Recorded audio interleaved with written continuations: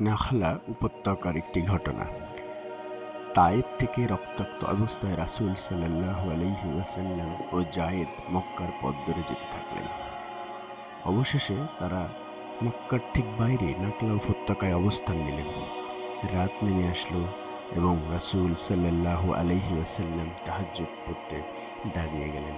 কারণ রাসূল সাল্লাল্লাহু আলাইহি ওয়াসাল্লাম কোনো অবস্থাতেই তাহাজ্জুদ ছাড়তেন না, সেটা সপরে হোক, শত ক্লান্তির মুখে হোক অথবা রক্তাক্ত অবস্থাতেই হোক। তো রাসূল সাল্লাল্লাহু আলাইহি ওয়াসাল্লাম নামাজ পড়তে দাঁড়িয়ে গেলেন এবং কোরআন তেলাওয়াত শুরু করলেন।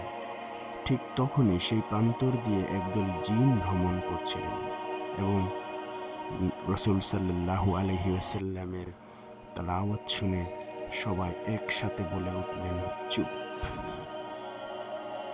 তারা বাকরুদ্ধ হয়ে রাসূল সাল্লাল্লাহু আলাইহি ওয়াসাল্লামের কণ্ঠে এই বিস্ময়কর বাণী শুনতে থাকলেন।